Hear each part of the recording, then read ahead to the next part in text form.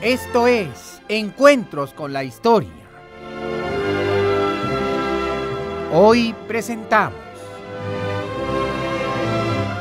el capítulo 45 de El Imperio. 196 años de la grandeza azteca. El conocimiento de la historia nos transforma en mejores personas. Y el conocimiento de la historia mexicana nos convierte en mejores mexicanos. Mexicano, tú puedes. Conoce tu historia.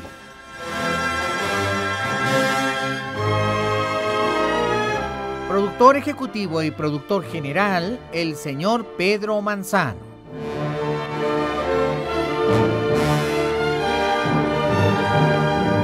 Efectos físicos.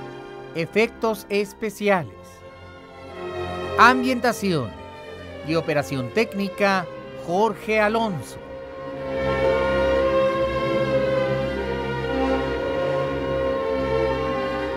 También en la operación técnica, César Arturo Becerril.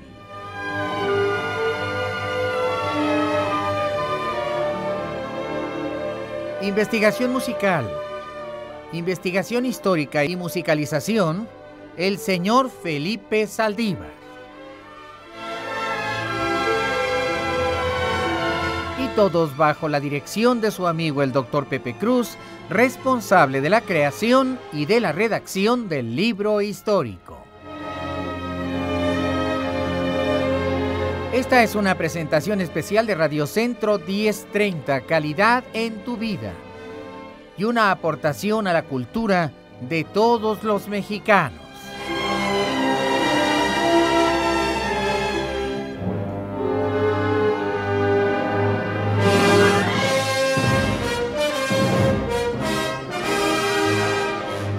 Era el mes de diciembre del año 1518. Hacía frío en Tenochtitlan.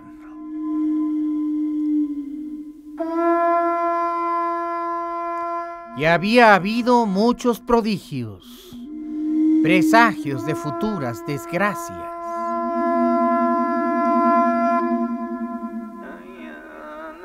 El emperador estudiaba con sus sabios algunos de estos prodigios.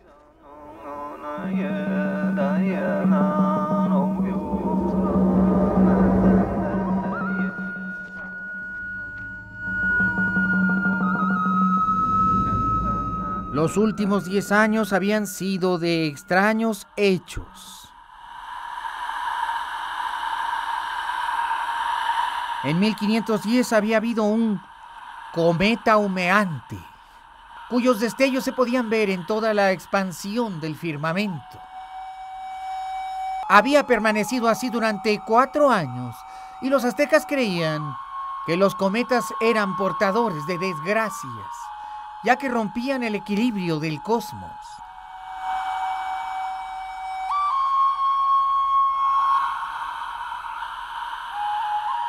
También se había incendiado el techo del templo mayor, dedicado al Padre Colibrí, aquel por quien se vive. Nuestro señor Huitzilopochtli. Y se dice que cuando los sacerdotes echaban agua para apagar las llamas, en lugar de que el agua sirviera para apagarlas, al tocarla el fuego, este se avivaba más.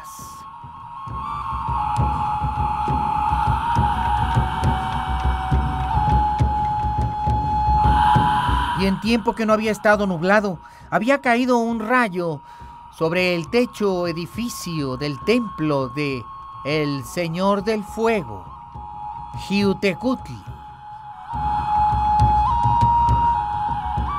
y también lo había incendiado. También había habido un cometa de 3 partes que se había visto durante muchos meses sobre el Anáhuac.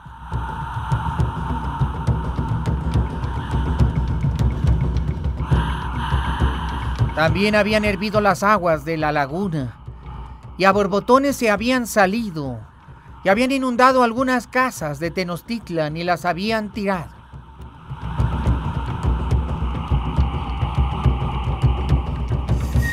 Y se escuchaba una extraña voz por las calles de Tenochtitlan en la noche, cuando éstas estaban solas y oscuras.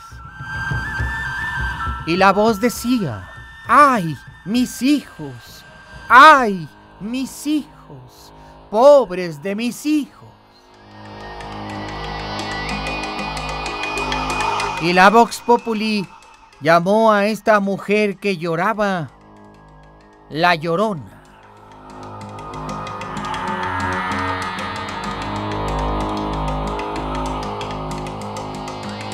Y el séptimo prodigio había sido aquel, una extraña ave que había sido llevada al emperador y que tenía un espejo en su cabeza, y el emperador, al mirar por el espejo, vio hombres blancos que venían del este y que portaban como venados sobre los que estaban subidos y que venían en afán de conquista y pisaban cadáveres.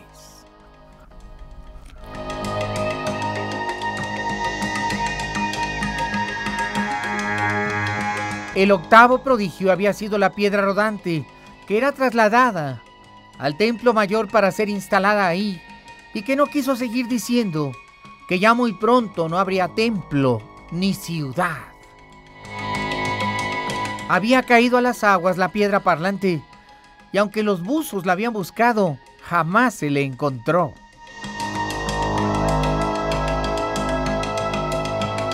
El noveno prodigio había sido la hermana del emperador, la princesa Papantzin, que había resucitado de entre los muertos, diciendo que había tenido visiones de un extraño ser rubio, de ojos claros, que le decía que había llegado el tiempo final y que los de su ciudad serían masacrados y muertos.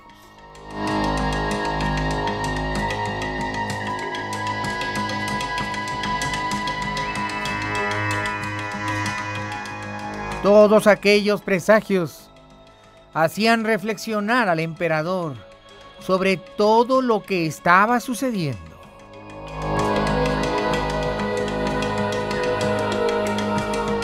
El emperador contemplaba desde las azoteas, convertidas en terrazas llenas de plantas, con aromáticos braseros de goma de copal, aquella gran terraza azotea, en un recinto extraordinario para contemplar la majestuosidad de la inmensa ciudad de 500 millones de habitantes. El emperador estaba ansioso de defender aquella ciudad.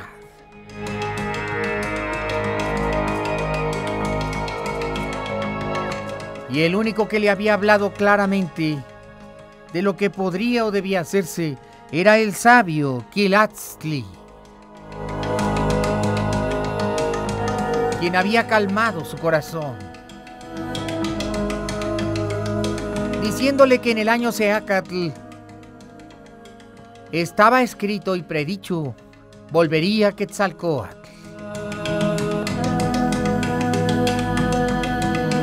Quilahtli dijo al emperador: él viene y tomará tu trono, porque a él corresponde y a él le pertenece según nuestras tradiciones.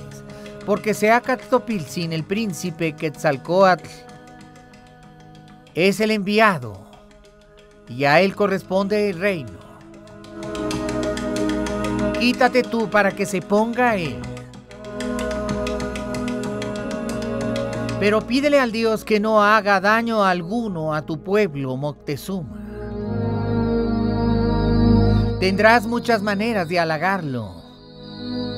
Podrás enviarle presentes y regalos, pero de la limpieza de tu corazón depende que el Dios se apiade Recuerda que Quetzalcóatl es el más bueno de todos los dioses, el defensor y padre de la humanidad. Él hizo un viaje al Mictlán para crear a esta humanidad. Él es piadoso y humanitario. No tienes nada que temer. Pero cambia tu política, vence tu soberbia, sé humilde y sencillo de corazón, gran emperador. Y en todo eso reflexionaba Moctezuma. Había llamado a Susihuacoa aquella mañana porque había iniciado una nueva política. Había restringido en parte los sacrificios humanos, ya que estos disgustaban al dios Quetzalcóatl. Había ordenado que no hubiera guerra florida. Había enviado embajadores a Tlaxcala y a Tzintzuntzan hasta Michoacán para pactar una paz larga y duradera.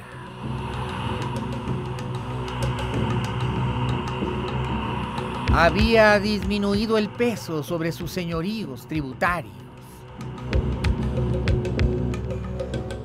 y había reforzado al ejército azteca. Había ordenado que en la escuela donde se preparaba a los grandes generales del ejército y que estaba en Malinalco, se les preparaba especialmente en el conocimiento de las antiguas profecías sobre Quetzalcóatl. El emperador había hecho lo necesario para pacificar al imperio. Había sido generoso con la gente. Había tratado de sofocar el miedo que llegaba como causa de los avistamientos.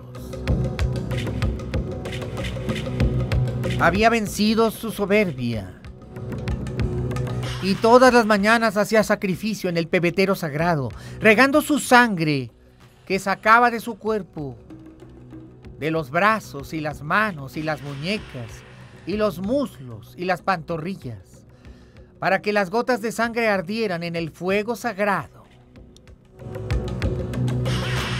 El emperador había pasado una semana entera en el Tlilan Tlapala, en la Casa del Oscuro, reflexionando y meditando sobre qué había de hacer para recibir a Quetzalcóatl. Él sabía que muy pronto tendría noticias nuevamente de la mar sagrada y que las islas flotantes serían vistas de nuevo. Había ordenado que se le informara en el acto y había ordenado que los orfebres hicieran inmensos regalos. Él sabía que tenían especial predilección los extranjeros por el metal dorado. No pensaba que fueran realmente codiciosos en el sentido de la codicia que entenderíamos hoy desde un punto de vista materialista, sino que pensaba que era natural que los dioses adoraran el oro, ya que los aztecas creían que el oro era el sudor del sol y que era un metal sagrado por excelencia, que reclamaban los dioses para sí como símbolo del sol, por ser de materia sagrada. Se podría decir que el emperador esperaba con ansia el siguiente avistamiento para enviar a sus embajadores. Él sabía que los blancos, rubios y barbados regresarían en muy breve tiempo, quizá unos cuantos meses. Quilastli se lo había dicho. Y él creía tanto en Quilastli y en su sabiduría que ordenó que se le regalara un gran tesoro formado por lienzos de tela finísima de algodón. También ordenó que se le repartieran esclavos, que se le entregara un señorío, que se le dieran enormes tierras y sirvientes, y también se le diera una renta fija durante todos los años en que estuviera vivo. Ordenó incluso que las rentas totales de algunos de sus señoríos se enviaran al palacio de Quilastli, hombre al que consideraba el más sabio de todos los Tlamatinime y de los tlacuilos, ya que Quilastli había sido tlacuilo toda su vida y había confeccionado muchos códices.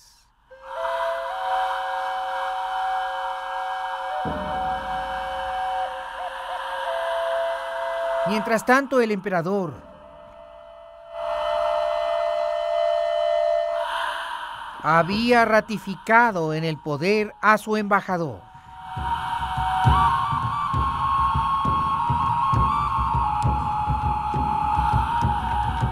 Aquel sacerdote que tanto le servía y en el que tanto confiaba sería el encargado de ser su embajador nuevamente en el caso de que los extranjeros, hombres, dioses o entes, llegaran muy pronto al mar sagrado.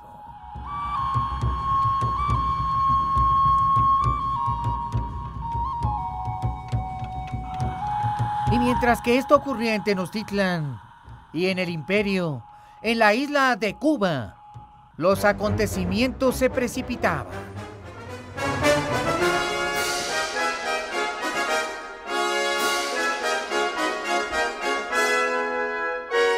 Cada vez llegaban más españoles de Sevilla a Cuba, deseosos de oro y riquezas, fama y conquista.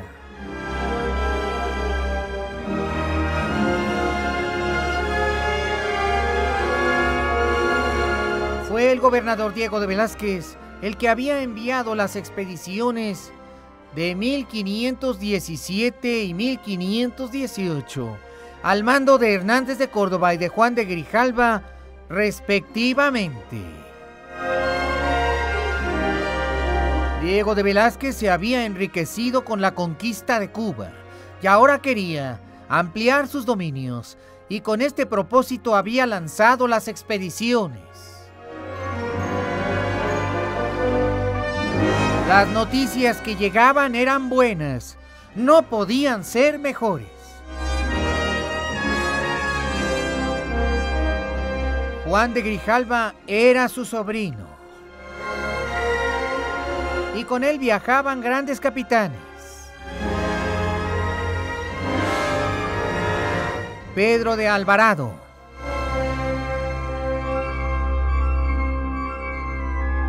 Francisco de Montejo y otros. Y en aquel momento, al llegar noticias de lo que ocurría en las costas del sur, se presentó repentinamente una de las embarcaciones que comandaba Juan de Grijalva. El capitán Grijalva no venía en ella, venía al mando de Pedro de Alvarado. Alvarado era un hombre codicioso y sin escrúpulo alguno, un sádico, un enfermo, un demente. Antes de llegar a Cuba, había saqueado varias ciudades mayas de la costa. No admiraba sus tesoros ni su grandeza, sino que solamente iba en pos del oro.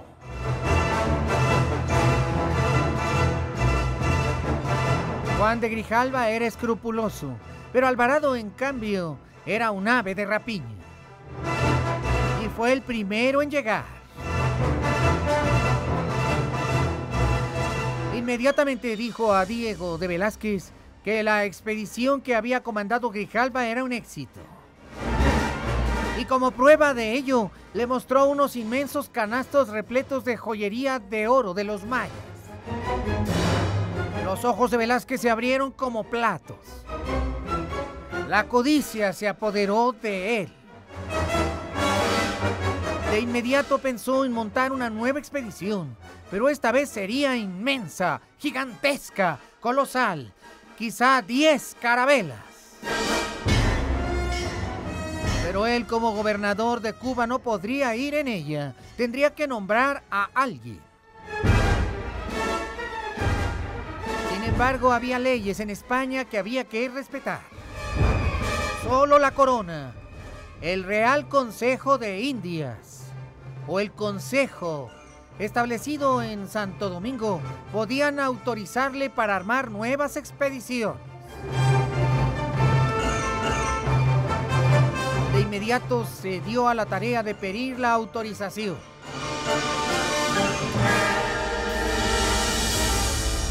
Pensó que para que tuviera celeridad su trámite, tendría que enviar a alguien hasta España.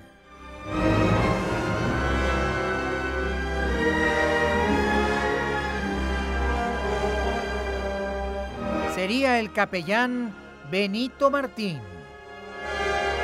Así que de inmediato lo embarcó hacia la Española y de ahí a la península. Toda Cuba estaba en efervescencia. Y de inmediato Velázquez se dio a la tarea de armar la expedición, contratar a los marinos y obtener los buques. 1519 sería el año de la gran conquista de aquellas tierras en las que había tanto oro.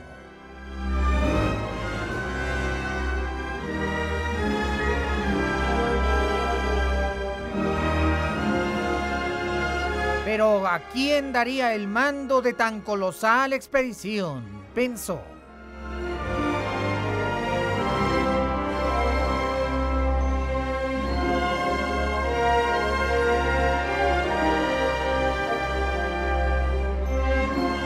Tenía muchos candidatos, pero todavía no contaba con la licencia del rey. Tenía que conseguir un hombre que fuera buen líder, aguerrido, pero que también no fuera tan derecho, puesto que actuarían ciertamente todavía en clandestinidad. El que eligiera tendría que ser de absoluta confianza.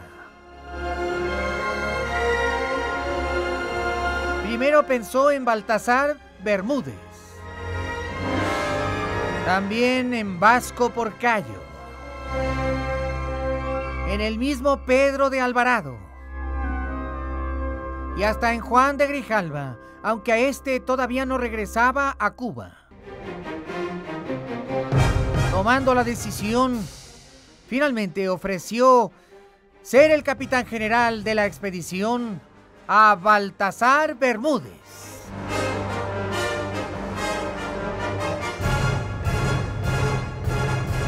Velázquez era un hombre muy tacaño y aunque tenía una inmensa fortuna, no quería ponerla en riesgo.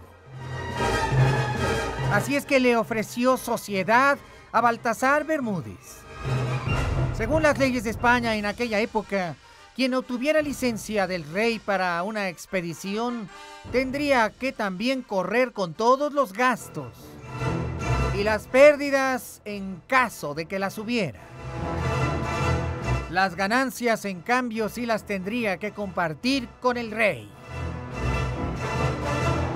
Sabiendo todo esto, Baltasar Bermúdez dijo a Diego de Velázquez que no tenía ningún interés, que nombrara a otro, que no quería poner su gran fortuna en riesgo, considerando que Velázquez era disparejo a la hora de hacer cuentas. El tiempo corría.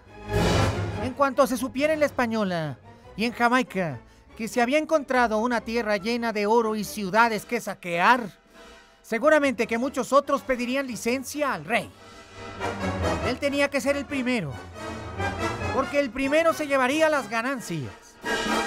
Era una larga carrera de tiempo, urgía. Casi una semana estuvo Velázquez sin dormir, sin saber por quién decidirse.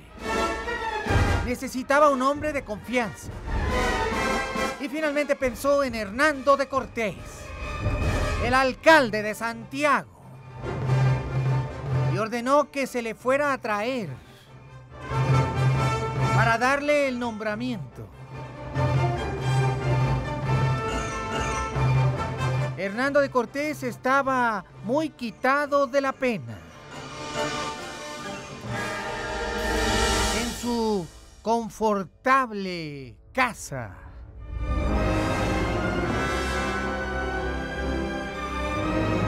En su idílico hogar en medio del trópico, Hernando de Cortés había edificado una inmensa casona, al estilo de los palacios de Andalucía. Y ahí vivía confortablemente con su esposa, doña Catalina, por la que se dice no sentía realmente una pasión.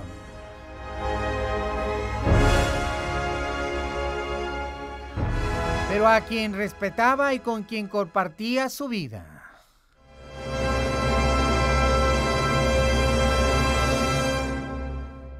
Aquella gran casona estaba en una villa conocida como Cuernavaca.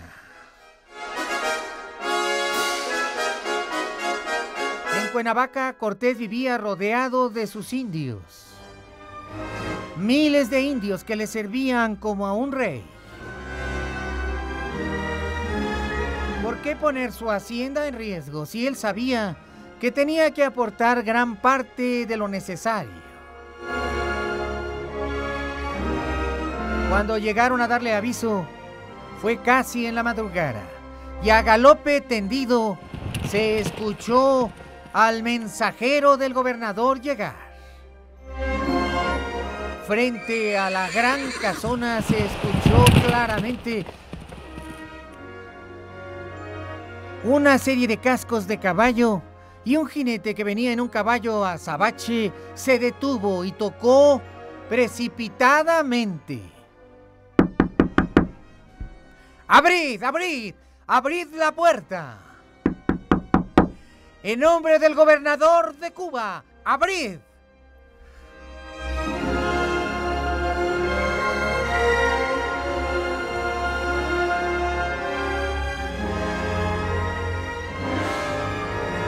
Hernando de Cortés estaba amodorrado, pero aquello debía ser realmente urgente. De inmediato se permitió que el alférez de su majestad, Íñiguez, tomara posesión del salón donde Cortés recibía a sus invitados.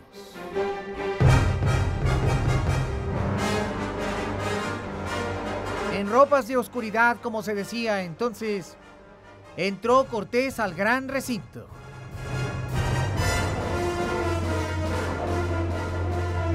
En nombre de Dios y el rey, sois bien recibido, don Íñiguez.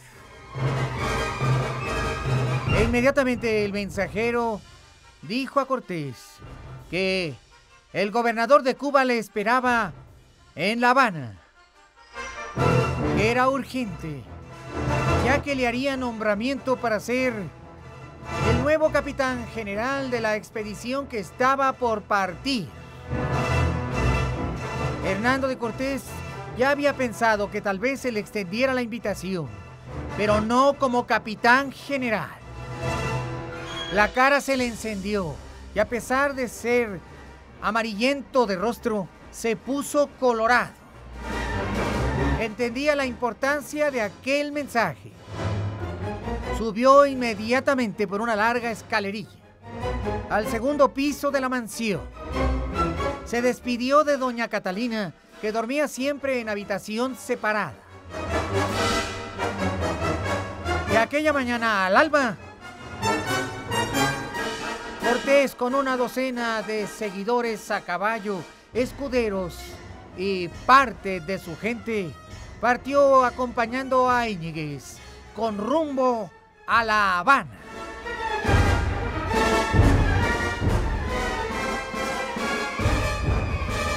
Vamos a mensajes.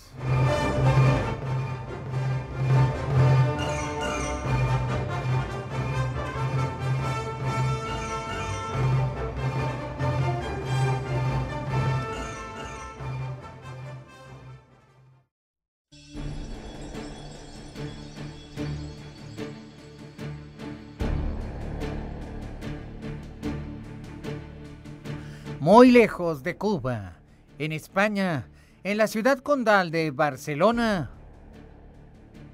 Su Majestad el Rey Carlos V hacía su entrada triunfal.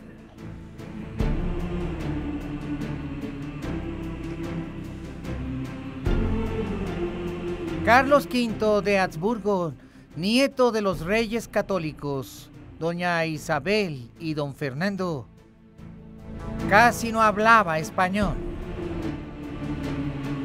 Había sido criado en Flandes, pero ahora era nada menos que el emperador de un vasto, inmenso y colosal imperio en expansión. En la lista de los reyes de España era Carlos I, pero en la lista de los reyes de Alemania era Carlos V. Inmensos eran los dominios de España entonces, e incluían una colección de reinos en el Mediterráneo. Pero Carlos V también tenía que gobernar el Sacro Imperio Romano Germánico, que incluiría lo que hoy son Holanda, Bélgica, parte de Dinamarca, Alemania, Austria y buena parte de Italia. Sobre los dominios de aquel hombre jamás se ponía el sol. Solo él podía dar licencia para que se autorizara la nueva expedición. Y aunque todas las gestiones se hacían a través del Real Consejo de Indias, Velázquez había dado órdenes a su capellán que se reportara directamente con el rey de parte del gobernador de Cuba para recibir sus instrucciones.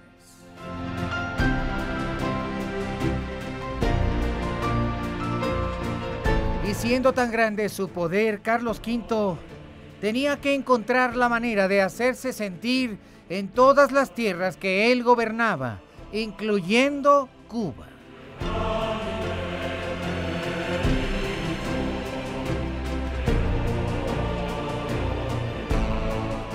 Había sido muy difícil encontrarse con el emperador.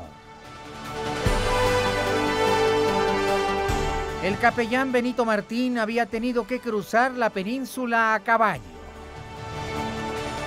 viniendo desde Sevilla.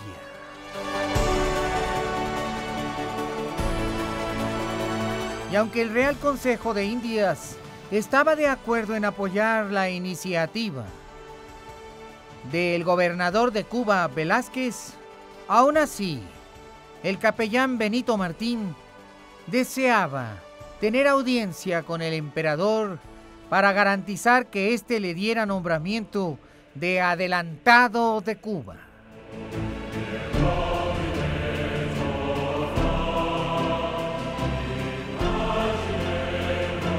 El emperador Carlos V siempre estaba en movimiento, trasladándose de una ciudad a otra dentro de sus vastos dominios. Le acompañaban todos los grandes de España, pero también todos los grandes de la inmensa muchedumbre de reinos sobre los que gobernaba aquel Habsburgo. Sin darle muchas esperanzas, los representantes del rey le dijeron que tal vez le recibiera, puesto que había tantos asuntos en el imperio y de tantas provincias mucho más importantes que Cuba, que era difícil que el emperador tuviera unos minutos para él. Pero el azar intervino. Enterado estaba Carlos V de que en aquellas lejanas posesiones de ultramar se estaban obteniendo inmensas riquezas. Y es por esto que ordenó que con especial deferencia se atendiera al representante del gobernador de Cuba.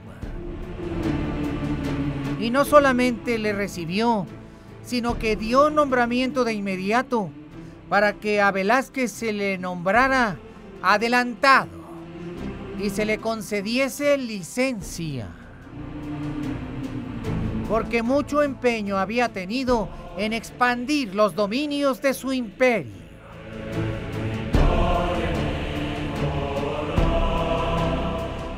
Pero el emperador ordenaba también que a donde fueren los españoles evangelizaran y defendieran la fe de Cristo. Así que ordenó que fuera creado un nuevo obispado.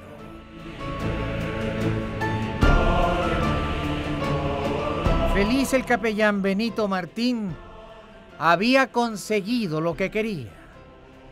Se abrían los espacios y los tiempos para que los españoles, cruzando el Caribe y entrando al Golfo de México, se toparan en forma frontal con otro imperio, el Imperio Azteca. Vamos a mensajes.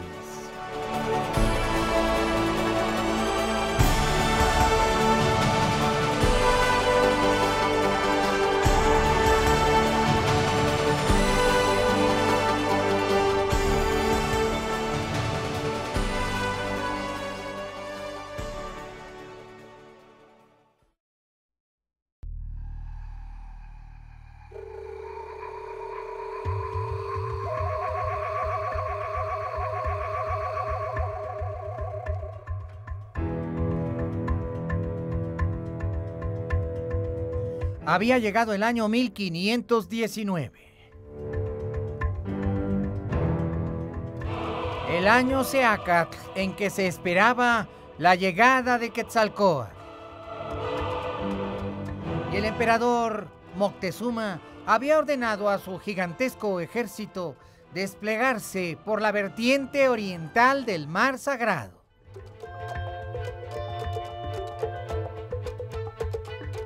Se quería asegurar el dominio y control de todos los reinos totonacas. Una comisión especial enviada por el emperador puso especial interés en pacificar todas aquellas regiones. El control azteca fue más firme y más claro.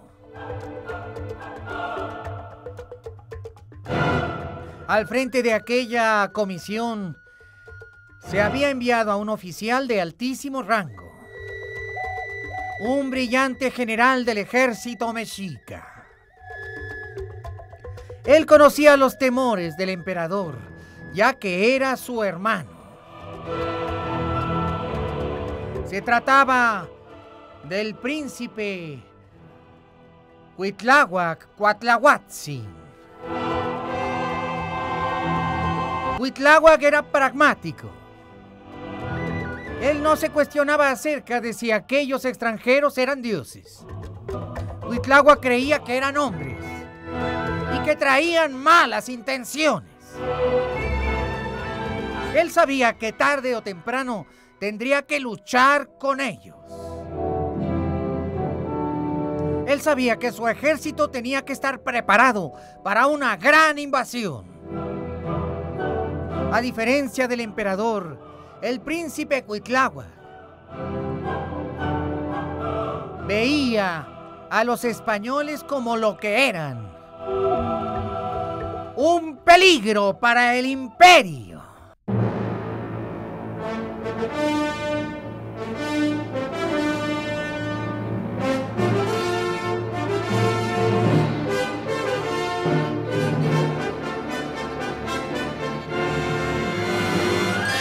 Gracias.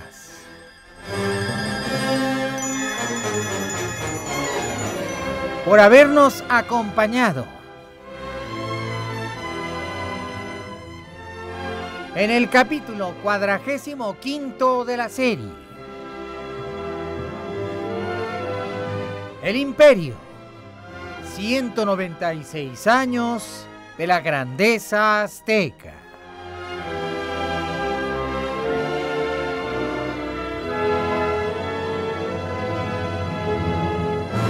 El conocimiento de la historia nos transforma en mejores personas.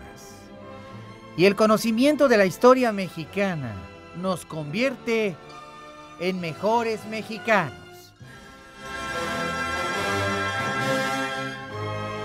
Mexicano, haz un esfuerzo por conocer tu historia.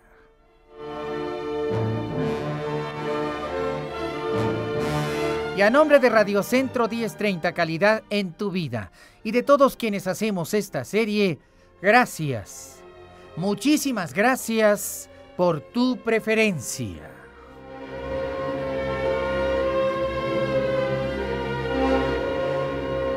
Y te recuerdo que los 365 días del año son días de encuentros con la historia.